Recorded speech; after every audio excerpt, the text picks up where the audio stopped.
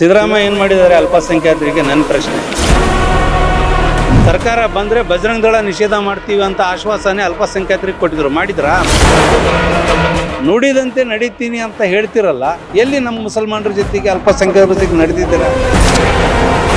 ದಾವಣಗೆರೆ ದಕ್ಷಿಣ ವಿಧಾನಸಭಾ ಕ್ಷೇತ್ರದಲ್ಲಿ 85% ಅಹಿಂದ ಸಮಾಜದವರು ಇದ್ದಾರೆ.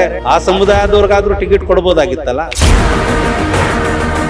ನಾನು ಪ್ರಶ್ನೆ ಮಾಡ್ತೀನಿ, ಸುರ್ಜೇವಾಲಾ ಅವರೇ, ಹರಿಯಾಣದಲ್ಲಿ ಒಂದು ಕಾರ್ಪೊರೇಟರ್ ಗೆಲ್ಲಿಸುವ ತಾಕತ್ತಿಲ್ಲದೆ ಇರತಕ್ಕಂಥ ಸುರ್ಜೇವಾಲಾ ಪ್ರಜಾತಂತ್ರದ ವ್ಯವಸ್ಥೆಯಲ್ಲಿ ಪಕ್ಷೇತರ ಅಭ್ಯರ್ಥಿಗಳು ನಿಲ್ಬಾರ್ದ? ಅವ್ರು ನಿಂತರೆ ನಿಮ್ಗೆ ಹಣ ಕೊಡ್ತೀವಿ, ದುಡ್ಡು ಕೊಡ್ತೀವಿ, ಅಧಿಕಾರ ಕೊಡ್ತೀವಿ, ಬರ್ರಿ ನಮ್ ಕಡೆಗೆ ಬರ್ರಿ ಅಂತಾರಲ್ಲ, ತಪ್ಪಲ್ವಾ ಇದು? ಯಾಕೆ ಇವತ್ತು ಕೂಡ ನಿಮ್ಮ ಜನ ಸ್ಲಮ್ಗಳಲ್ಲೇ ಇರ್ತಾರೆ? ಸರಿಯಾದ ಶಿಕ್ಷಣ ಯಾಕೆ ಸಿಗಲ್ಲ ನಿಮ್ ಜನಕ್ಕೆ ಅಂತ? ಶಿಕ್ಷಣ ಮಾಫಿಯಾ ಅವ್ರ ಕೈಯಲ್ಲಿದೆ,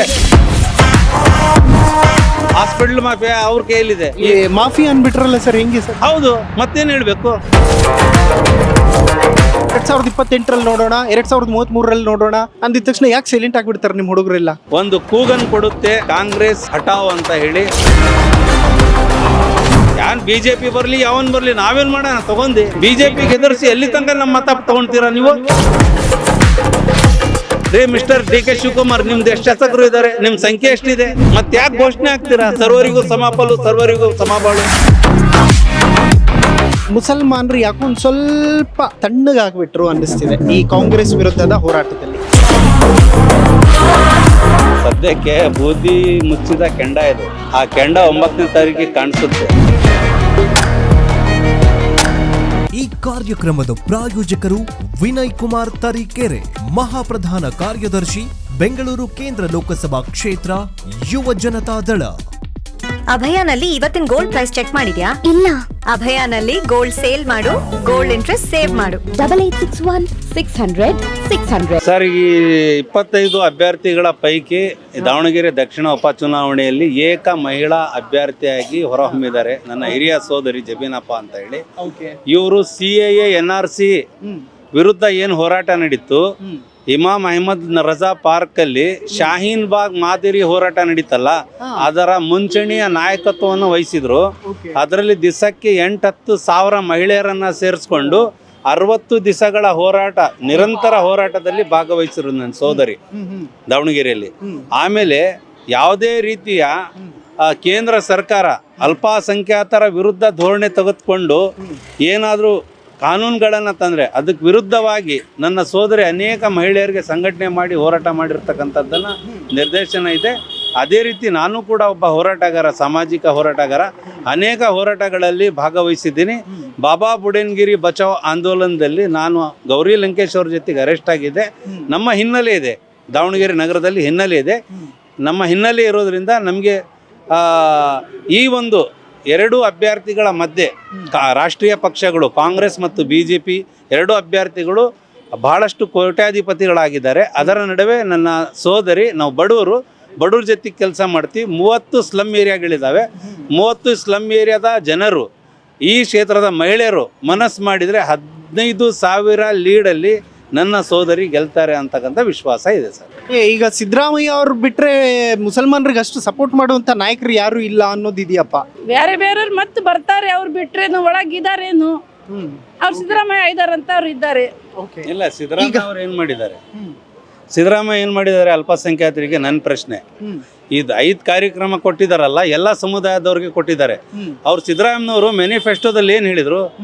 ಸರ್ಕಾರ ಬಂದರೆ ಬಜರಂಗ ದಳ ನಿಷೇಧ ಮಾಡ್ತೀವಿ ಅಂತ ಆಶ್ವಾಸನೆ ಅಲ್ಪಸಂಖ್ಯಾತರಿಗೆ ಕೊಟ್ಟಿದ್ರು, ಮಾಡಿದ್ರಾ? ಬಜರಂಗ ದಳ ನಿಷೇಧ ಮಾಡಿದ್ರಾ? ಇಲ್ಲ. 10,000 ಕೋಟಿ ರೂಪಾಯಿ ಅಲ್ಪಸಂಖ್ಯಾತರಿಗೆ ನಾನು ಮೀಸಲಿಡ್ತೀನಿ ಅಂತ ಹೇಳಿದರು. ಅವ್ರು ಕೊಡ್ತಾ ಇರೋದು ಏನು? 1,000ನೋ 1,500 ಕೋಟಿ ರೂಪಾಯಿ ಕೊಡ್ತಾರೆ. ಬಳಕೆ ಅದು 700-800 ಕೋಟಿ ರೂಪಾಯಿ ಬಳಕೆ ಆಗ್ತಾ ಇದೆ. ಆಮೇಲೆ ಅದೇ ರೀತಿ 2B ರಿಸರ್ವೇಷನ್ ಇಂದು 2B ರಿಸರ್ವೇಷನ್ ಇಂದು ಅವರು ಫಸ್ಟ್ ಕ್ಯಾಬಿನೆಟ್ನಲ್ಲಿ ನಾನು ಅದು ಪುನರ್ ಸ್ಥಾಪಿಸ್ತೀನಿ ಅಂತ ಹೇಳಿದರು. ಕೋರ್ಟ್ನಲ್ಲಿ ಇರೋದನ್ನು ಹಿಂಪಡಿತೀನಿ ಅಂದಿದ್ರು. ಎಲ್ಲಿ ಆಯಿತು? 3 ವರ್ಷ ಆಗಕ್ಕೆ ಬಂತು. ಸಿದ್ದರಾಮಯ್ಯನವರು ನುಡಿದಂತೆ ನಡೀತೀನಿ ಅಂತ ಹೇಳ್ತಿರಲ್ಲ, ಎಲ್ಲಿ ನಮ್ಮ ಮುಸಲ್ಮಾನರ ಜೊತೆಗೆ ಅಲ್ಪಸಂಖ್ಯಾತರ ಜೊತೆಗೆ ನಡೆದಿದ್ದೀರಾ?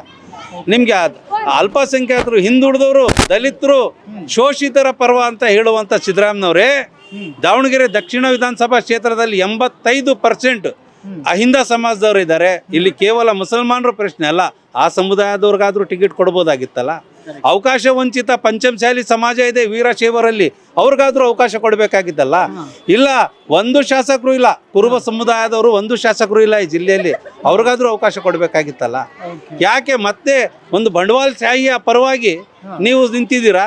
ಸುರ್ಜೇವಾಲಾ ಅವರು ನಮ್ಮ ಧಾರ್ಮಿಕ ಗುರುಗಳಿಗೆ ಅವಹೇಳನಕಾರಿಯಾದಂಥ ಪದಗಳನ್ನು ಬಳಸ್ತಾರೆ. ಬ್ಲಾಕ್ ಮೇಲ್ ತಂತ್ರ ನಡೆಯಲ್ಲ. ಬ್ಲಾಕ್ ಮೇಲ್ ಮಾಡ್ತಿದ್ರು ಧಾರ್ಮಿಕ ಗುರುಗಳು, ಬ್ಲಾಕ್ ಮೇಲ್ ಮಾಡ್ತಿದ್ರು ಮುಸ್ಲಿಂ ನಾಯಕರು, ಬ್ಲಾಕ್ ಮೇಲ್ ತಂತ್ರ ನಡೆಯಲ್ಲ ಅಂತಾರೆ. ನಾನು ಪ್ರಶ್ನೆ ಮಾಡ್ತೀನಿ, ಸುರ್ಜೇವಾಲಾ ಅವರೇ, ಹರಿಯಾಣದಲ್ಲಿ ಒಂದು ಕಾರ್ಪೊರೇಟರ್ ಗೆಲ್ಲಿಸುವ ತಾಕತ್ತಿಲ್ಲದೆ ಇರ್ತಕ್ಕಂಥ ಸುರ್ಜೇವಾಲಾ, ನೀನು ಕರ್ನಾಟಕದ ಕನ್ನಡಿಗರಿಗೆ ಹೇಳುವಷ್ಟು ಮಟ್ಟಿಗೆ ಬೆಳೆದಿದೆಯಲ್ಲ. ಇದೇ ರಾಷ್ಟ್ರೀಯ ಪಕ್ಷಗಳಿಗೆ ಗೆಲ್ಸಿದ್ರೆ ಇದೇ ನಮಗೆ ಅವಮಾನ ಮಾಡ್ತಾರೆ ಬಂದು ಪದೇ.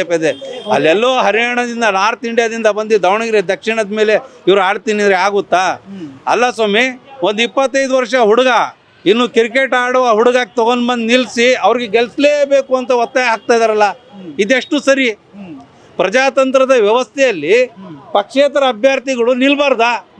ಅವ್ರು ನಿಂತರೆ ನಿಮ್ಗೆ ಹಣ ಕೊಡ್ತೀವಿ, ದುಡ್ಡು ಕೊಡ್ತೀವಿ, ಅಧಿಕಾರ ಕೊಡ್ತೀವಿ, ಬರ್ರಿ ನಮ್ಮ ಕಡೆಗೆ ಬರ್ರಿ ಅಂತಾರಲ್ಲ, ತಪ್ಪಲ್ವಾ ಇದು? ಈ ಬುಕ್ ಕಿತಾಬ್ ಸಂವಿಧಾನದ ಬುಕ್ ಹಿಡಿತಾರಲ್ಲ ರಾಹುಲ್ ಗಾಂಧಿ ಅವರೇ, ನಿಮ್ಮ ಪಕ್ಷ ದಾವಣಗೆರೆ ದಕ್ಷಿಣದಲ್ಲಿ ಸಂವಿಧಾನ ಬುಡಮೇಲು ಮಾಡಕ್ಕೆ ಹೊರಟಿದೆ. ಏನು ಮಾಡ್ತಾ ಇದ್ದೀರಾ ನೀವು? ಎಲ್ಲಿ ಸಂವಿಧಾನ ಉಳಿಸ್ತಾ ಇದ್ದೀರಾ? ನಾವು ಪ್ರಶ್ನೆ ಮಾಡ್ತಾ ಇದ್ದೀವಿ. ರಾಹುಲ್ ಗಾಂಧಿ ಅವರೇ, ಬನ್ನಿ ಇಲ್ಲಿ ನೋಡಿ ಏನಾಗ್ತಾ ಇದೆ. ಸರ್, ಈಗ ಅವರಾಯಿತು, ಅವ್ರ ಮಕ್ಕಳಾಯಿತು, ಅವ್ರ ಮೊಮ್ಮಕ್ಕಳಾಯಿತು, ಎಲ್ಲರಿಗೂ ಕೂಡ ನಿಮ್ಮ ಸಮುದಾಯದವರು ಮ್ಯಾಕ್ಸಿಮಮ್ ವೋಟ್ ಬ್ಯಾಂಕ್ ಆಗಿ ಉಳ್ಕೊಂಡಿದ್ದೀರಿ. ಬಿಯಾಂಡ್ ದಟ್ ಯಾಕೆ ಥಿಂಕ್ ಮಾಡಲ್ಲ? ಯಾಕೆ ಅದರಿಂದ ಆಚೆ ಬರಲ್ಲ? ಯಾಕೆ ಇವತ್ತು ಕೂಡ ನಿಮ್ಮ ಜನ ಸ್ಲಮ್ಗಳಲ್ಲೇ ಇರ್ತಾರೆ? ಸರಿಯಾದ ಶಿಕ್ಷಣ ಯಾಕೆ ಸಿಗಲ್ಲ ನಿಮ್ಮ ಜನಕ್ಕೆ ಅಂತ? ಅದೇ ಸರ್, ನಮ್ಮ ಪ್ರಶ್ನೆ ಜಿಲ್ಲಾ ಉಸ್ತುವಾರಿ ಸಚಿವ SS ಮಲ್ಲಿಕಾರ್ಜುನ್ರವ್ರಿಗೆ ನೇರವಾಗಿ ಪ್ರಶ್ನೆ ಕೇಳ್ತೀನಿ. 2023ರಲ್ಲಿ SM ಕೃಷ್ಣರವರ ಸರ್ಕಾರ ಇದ್ದಾಗ, ಅವ್ರು ಸಚಿವರಾದಾಗ 2003ರಲ್ಲಿ ಅವ್ರೇನು 10ರಿಂದ 12 ಸಾವಿರ ಮನೆ ಕಟ್ಟಿಸಿರೋದು ಬಿಟ್ಟರೆ ಅಷ್ಟೇ ಮಾಡಿರೋದು. ಇನ್ನೂ 20 ವರ್ಷ ಆಯಿತು, ಒಂದು ಮನೆ ಆದರೂ ಕೊಟ್ಟಿದ್ದಾರಾ? ಇಲ್ಲ. ದಾವಣಗೆರೆ ದಕ್ಷಿಣ ಕ್ಷೇತ್ರದ ನಗರ ಭಾಗದಲ್ಲಿ ಸರ್ಕಾರಿ ಆಸ್ಪತ್ರೆ, ಸುಜಿತವಾದ ಸರ್ಕಾರಿ ಆಸ್ಪತ್ರೆ ಯಾವ್ದಾರ ಉಳಿದಿದೆಯಾ? ಇಲ್ಲ. ಆಮೇಲೆ ಸರ್ಕಾರಿ ಸ್ಕೂಲ್ಗಳು ಯಾವ್ದಾರ ಒಳ್ಳೇದಿದಾವ? ಇಲ್ಲ. ಅವ್ರ ಕೈಯಲ್ಲಿ ಎರಡೂ ಇದೆ. ಶಿಕ್ಷಣ ಮಾಫಿಯಾ ಅವ್ರ ಕೈಯಲ್ಲಿ ಇದೆ, ಹಾಸ್ಪಿಟಲ್ ಮಾಫಿಯಾ ಅವ್ರ ಕೈಯಲ್ಲಿದೆ. ಆದ್ದರಿಂದ ಇಲ್ಲಿ ಯಾವುದು ಮಾಫಿಯಾ ಅನ್ಬಿಟ್ರಲ್ಲ ಸರ್, ಹೆಂಗೆ ಸರ್? ಹೌದು, ಮತ್ತೇನು ಹೇಳಬೇಕು? ಒಂದು ಒಳ್ಳೆ ಸ್ಕೂಲ್ ಮಾಡಿದಾರ, ಗೌರ್ಮೆಂಟ್ ಸ್ಕೂಲು, ಅವ್ರ ಸ್ಕೂಲ್ಗೆ ಸೇರಿಸ್ಬೇಕು ನಾವೆಲ್ಲ ಬಡವರು. 25,000, 10,000, 50,000 ಡೊನೇಷನ್ ಕೊಟ್ಟು ಅವ್ರ ಹಾಸ್ಪಿಟ್ಲ್ಗೆ ನಾವು ತೋರಿಸ್ಬೇಕು, ಒಳ್ಳೆ ಆರೋಗ್ಯ ಸಿಗ್ತೈತಿ ಅಲ್ಲಿ ಅಂತ ಹೇಳಿ ದುಡ್ಡು ಕೊಟ್ಟು. ಗೌರ್ಮೆಂಟ್ ಹಾಸ್ಪಿಟಲ್ ಕ್ಲಿಯರ್ ಆಗಿದೆಯಾ, ಚೆನ್ನಾಗಿದೆಯಾ ಅದು? ಮತ್ತೆ ಹೇಳ್ಬಾರ್ದಾ ಮಾಫಿಯಾ ಅಂತ ಹೇಳಿ? ಏನು ಹೇಳ್ಬೇಕು ಅವ್ರಿಗೆ? ಹಾಂ. ಬಟ್ ನಿಮ್ಮಲ್ಲಿರುವಂಥ ಈ ಆಕ್ರೋಶ ನಿಮ್ಮ ಸಮುದಾಯದ ಜನರಲ್ಲಿ ದೊಡ್ಡ ಪ್ರಮಾಣದಲ್ಲಿ ಯಾಕಿಲ್ಲ ಅಂತ? ಯಾಕೆಂತಂದರೆ ಅವರು ಕೊಡುವಂಥ ಆಶ್ವಾಸನೆಗಳು ಮತ್ತು 2028ರಲ್ಲಿ ನೋಡೋಣ, 2033ರಲ್ಲಿ ನೋಡೋಣ ಅಂದಿದ ತಕ್ಷಣ ಯಾಕೆ ಸೈಲೆಂಟ್ ಆಗಿಬಿಡ್ತಾರೆ ನಿಮ್ಮ ಹುಡುಗರೆಲ್ಲ? ಇಲ್ಲ, ಈಗ 30 ಸ್ಲಮ್ ಏರಿಯಾಗಳು ಈ ಭಾಗದಲ್ಲಿ ಬರ್ತಾವೆ ಸರ್. ಸ್ಲಮ್ ಏರಿಯಾದಲ್ಲಿ ಅಷ್ಟು ಜಾಗೃತ ಆಗಿರಲ್ಲ ಜನ. ಅವ್ರಿಗೆ ಜಾಗೃತರನ್ನಾಗಿ ಮಾಡುವಂಥ ಕೆಲಸ ಈಗ ಆಲ್ರೆಡಿ ಮಾಡಿದ್ದೀವಿ. ಬರ್ತಕ್ಕಂಥ ದಿನಗಳಲ್ಲಿ ಇಲ್ಲಿ ಒಂದು ಕಾಂಗ್ರೆಸ್ ಪಕ್ಷಕ್ಕೆ ಪಾಠ ಆಗುತ್ತೆ. ಈ ಚುನಾವಣೆ ಬರುವಂಥ 2028ಗೆ ದಿಕ್ಸೂಚಿ ಆಗಲಿದೆ. ಕರ್ನಾಟಕ ರಾಜ್ಯದ ದಾವಣಗೆರೆ ದಕ್ಷಿಣ ಕ್ಷೇತ್ರ ಒಂದು ಕೂಗನ್ನು ಕೊಡುತ್ತೆ, ಕಾಂಗ್ರೆಸ್ ಹಠಾವ್ ಅಂತ ಹೇಳಿ. ಆ ಕೂಗಿಗೆ ಇಡೀ ರಾಜ್ಯದ ಜನತೆ ಒಗ್ಗೂಡಿ ಬೆಂಬಲಿಸ್ತಾರೆ. ಪರ್ಯಾಯವಾಗಿ ಮುಸಲ್ಮಾನರಿಗೆ ಏನಿಲ್ಲ, ಅವ್ರು ಒಂದೇ ಕಡೆ ಓಟ್ ಹಾಕ್ತಾರೆ ಅನ್ನೋದು ತಪ್ಪು ಭ್ರಮಣೆ ಆಗಿದೆ ಕಾಂಗ್ರೆಸ್ನವ್ರಿಗೆ. ಅವ್ರಿಗೆ MM, SDPI ಇಂಡಿಪೆಂಡೆಂಟ್ ಆಗಿ ನಿಲ್ತಾರೆ. ಯಾಕೆ ನಿಲ್ಬಾರ್ದು? ಯಾನ್ BJP ಬರಲಿ, ಯಾವನ್ ಬರಲಿ, ನಾವೇನು ಮಾಡೋಣ ತಗೊಂಡು ನಮ್ಮ ರಾಜಕೀಯ ಅಸ್ತಿತ್ವವನ್ನು ಉಳಿಸ್ಕೋಬೇಕಾಗಿದೆ ನಾವು. BJPಗೆ ಹೆದರ್ಸಿ ಎಲ್ಲಿ ತನಕ ನಮ್ಮ ಮತ ತಗೊಳ್ತೀರಾ ನೀವು? ಎಷ್ಟು ಸಾಧ್ಯ ಎಲ್ಲಿ ತನಕ ತಗೊಳ್ತೀರಾ? ನಮಗೂ ಸಾಕಾಗಿದ್ದೀರಿ. ನಮ್ಮ ಸಂಖ್ಯೆಗೆ ಅನುಗುಣವಾಗಿ ನಮ್ಮ ಶಾಸಕರು ಇಲ್ಲ. ಹೌದು, ಉಳ್ಳುವಂಥ ಸಮುದಾಯದವರು ಅವ್ರ ಸಂಖ್ಯೆಗಿಂತ 3-4 ಪಟ್ಟು ಶಾಸಕರು ಇದ್ದಾರೆ. ನಮ್ಗೆ ಯಾಕೆ, ನಮ್ಮ ಜೊತೆಗೆ ಯಾಕಂದ್ರೆ ಬೋರ್ಡ್ ಕೊಟ್ಟಿದ್ದೀವಿ ಅಂತಾರೆ DK ಶಿವಕುಮಾರ್ ಅವರು. ಮಿಸ್ಟರ್ DK ಶಿವಕುಮಾರ್, ನಿಮ್ದು ಎಷ್ಟು ಶಾಸಕರು ಇದ್ದಾರೆ? ನಿಮ್ಮ ಸಂಖ್ಯೆ ಎಷ್ಟಿದೆ? ಆಮೇಲೆ ಮೇಲ್ವರ್ಗದ ಲಿಂಗಾಯತ್ ಸಮುದಾಯದವರು ಹೇಳ್ತಾರೆ, ಅವ್ರಿಗೆ ಅದು ಕೊಟ್ಟಿದ್ದೀವಿ ಇದು ಕೊಟ್ಟಿದ್ದೀವಿ ಅಂತ ಕಾಂಗ್ರೆಸ್ನಾಗ. ನಾನು ಪ್ರಶ್ನೆ ಮಾಡ್ತೀನಿ, ನಿಮ್ಮ ಸಂಖ್ಯೆ ಬಲದಂಗೆ ನಿಮ್ಮದು ಎಷ್ಟು ಜಾಸ್ತಿ ಇದೆಯಲ್ಲ, ಮತ್ತು ಅನ್ಯಾಯ ಅಲ್ಲ, ಮತ್ತೆ ಯಾಕೆ ಘೋಷಣೆ ಆಗ್ತೀರಾ? ಸರ್ವರಿಗೂ ಸಮಪಾಲು, ಸರ್ವರಿಗೂ ಸಮಬಾಳು ತೆಗೆದು ಬಿಸಾಕ್ರಿ ನೀವು. ಸುಮ್ಮನೆ ಒಂದು ಪಕ್ಷಕ್ಕೆ ತೋರಿಸಿ ಗೂಬೆ ಕೂರಿಸಿ ಅಲ್ಲಿ ಒಂದು ಇಲ್ಲಿ ನೀವೆಲ್ಲ BJP ದೆವ್ವ ಐತಿ ಹೆದರ್ಸಿ ಓಟ್ ತಗೊಳೋದು. ಓಟ್ ತಗೊಂಡಾದ್ಮೇಲೆ ತಳ್ಳೋದು ಬೀದಿಗೆ. ಓಕೆ. ಜಮೀರ್ ಅಹಮದ್ ಕೂಡ ಬಂದರೆ ಮೊನ್ನೆ ಸಲೀಂ ಅಹಮದ್ ಆಮೇಲೆ ರಿಜ್ವಾನ್ ಅರ್ಷದ್ ಅವ್ರಿಗೆ ಗೋ ಬ್ಯಾಕ್ ಘೋಷಣೆ ಕೂಗಿದ್ದಾರೆ. ಉಪ ಮುಖ್ಯಮಂತ್ರಿಗಳು DK ಶಿವಕುಮಾರ್ ಸಾಹೇಬ್ರಿಗೂ ಕೂಡ ಗೋ ಬ್ಯಾಕ್ ಘೋಷಣೆ ಕೂಗಿದ್ದಾರೆ. ಆ ಛೋಟಾ ನಲ್ಪಾಡಿದಾನಲ್ಲ ಹ್ಯಾರಿಸ್ ಅವ್ರ ಮಗ, ಆ ಹುಡುಗ ಬಂದು ಟೋಪಿ ದಾಡಿ ಬಗ್ಗೆ ಮಾತಾಡ್ತಾನೆ, ಇನ್ನೂ ವಾತಾವರಣ ಕೆಡಿಸಿದಾನ ಹುಡುಗ ಬಂದು. ಆ ಹುಡುಗನ್ಗೂ ಕೂಡ ಗೋ ಬ್ಯಾಕ್ ಘೋಷಣೆ ಕೂಗಿದ್ದಾರೆ. ಹೌದು ಸರ್, ಒಳ್ಳೆ ಮುಸಲ್ಮಾನರು ಅಂತಂದ್ರೆ ಹೇಗಿರ್ತಾರೆ? ಟೊಪ್ಪಿ ಗಡ್ಡ ಬಿಟ್ಟು. ಕೇವಲ ಟೋಪಿ ಗಡ್ಡದಿಂದ ಮುಸಲ್ಮಾನ್ ಆಗಲ್ಲ.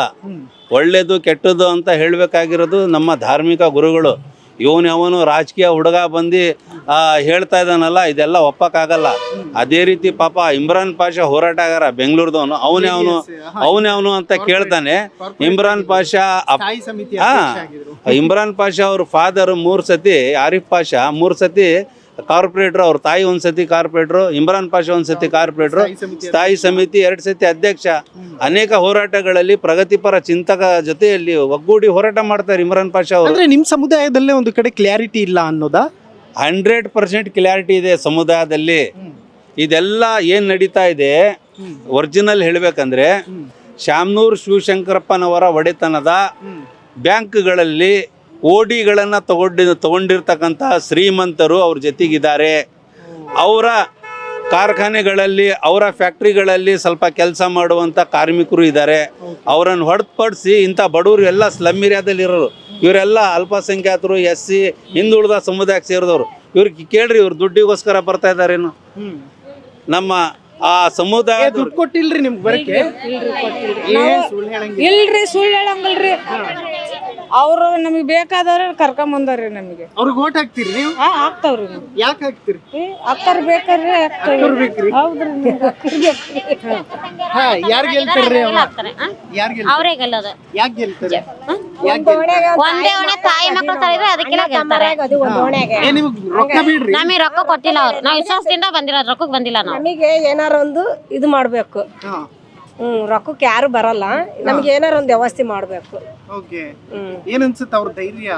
ಧೈರ್ಯ ಅಂದ್ರೆ ಮೆಚ್ಚಬೇಕು ಧೈರ್ಯ ಮೆಚ್ಚಬೇಕು ನಾವು. ಸರ್, ಫೈನಲಿ ಏನ್ ಹೇಳ್ತೀರಿ? ಈ ಇಡೀ ದಾವಣಗೆರೆ ದಕ್ಷಿಣದ ಕಡೆ ಎಲ್ಲಾ ರಾಜ್ಯದ ಮುಸಲ್ಮಾನರು ಕೂಡ ನೋಡ್ತಾ ಇದ್ದಾರೆ, ಮತ್ತು ಮುಸಲ್ಮಾನರು ಯಾಕೋ ಒಂದು ಸ್ವಲ್ಪ ಸೈಲೆಂಟ್ ತಣ್ಣಗಾಗ್ಬಿಟ್ರು ಅನ್ನಿಸ್ತಿದೆ ಈ ಕಾಂಗ್ರೆಸ್ ವಿರುದ್ಧದ ಹೋರಾಟದಲ್ಲಿ. ಅದೇ ಸರ್, ಸದ್ಯಕ್ಕೆ ಬೂದಿ ಮುಚ್ಚಿದ ಕೆಂಡ ಇದು. ಬೂದಿ ಮುಚ್ಚಿದೆ, ಕೆಂಡ ಕಾಣಿಸ್ತಾ ಇಲ್ಲ.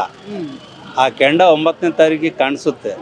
ಈಗ ಎಲ್ಲರೂ ಬೀದಿಗೆ ಬಿದ್ದು ಹೊರಗೆ ಬಂದರೆ ಅವ್ರವ್ರಿಗೆ ಪ್ರೆಸರೈಸ್ ಮಾಡ್ತಾರೆ, ಬರ್ರಿ ಅಂತ ಇದು ಮಾಡ್ತಾರೆ. ಹಂಗಾಗುತ್ತೆ ಅಂತ ಜನ ಮೌನವಾಗಿದ್ದು 9ನೇ ತಾರೀಕಿಗೆ ಮತದಾನ ಮಾಡುವ ಮೂಲಕ ಸೋಲಿನ ರುಚಿ ತೋರಿಸಲಿದ್ದಾರೆ ಸರ್. ಓಕೆ, ಒಂದು ವೇಳೆ ಸರ್ ಸಮರ್ಥ ಅವರು ಗೆದ್ದರೆ ಅಥವಾ ಕಾಂಗ್ರೆಸ್ ಗೆದ್ದರೆ ಇದನ್ನೇನಂತ ಕನ್ಸಿಡರ್ ಮಾಡಬೇಕಾಗುತ್ತೆ ರಾಜ್ಯದ ಮುಸಲ್ಮಾನರು? ಸರ್, ಈಗ ಆಲ್ರೆಡಿ ಕಾಂಗ್ರೆಸ್ ಪಕ್ಷ ಇಂಥ ಹೋರಾಟಗಳಿಂದ ಇಲ್ಲಿ ಸೋತಿದೆ. ಅವರು ಚುನಾವಣೆಯಲ್ಲಿ ಗೆಲ್ತಾರೋ ಸೋಲ್ತಾರೋ ಸೆಕೆಂಡ್ರಿ.